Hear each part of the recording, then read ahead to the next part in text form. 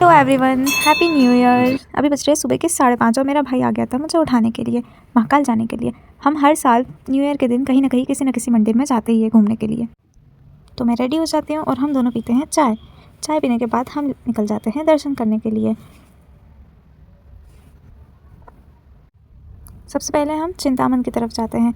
चिंतामन गणेश जी से हम शुरुआत करते हैं हमारे नए नए साल की।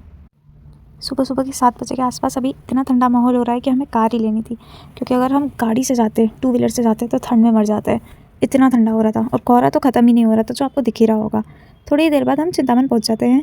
वहाँ पे हम गाड़ी पार्क करते हैं और फिर निकलते हैं बाबा के दर्शन के लिए।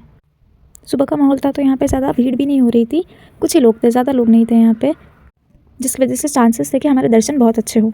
और ऐसे ही हुआ। हम जैसे ही अंदर गए तो वहाँ पर ज़्यादा कुछ भीड़ नहीं थी, हम आराम से बाबा के दर्शन कर पा रहे थे।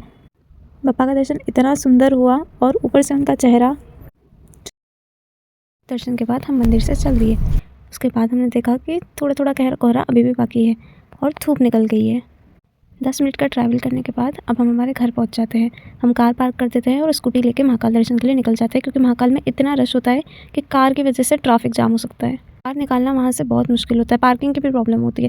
इसलिए सब अगर स्कूटी से जाए या टू व्हीलर से जाए तो वो ज़्यादा अच्छा होता है। दर्शन से पहले हमने स्कूटी में फ़ोन रख दिया, क्योंकि महाकाल मंदिर में फ़ोन अलाउड नहीं है, शूटिंग भी।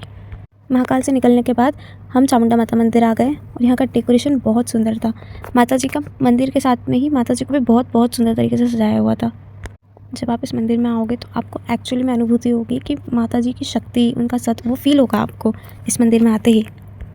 मंदिर के प्रांगण से बाहर निकलते ही पीछे की तरफ हमें हलवा का प्रसादी मिल रहा था।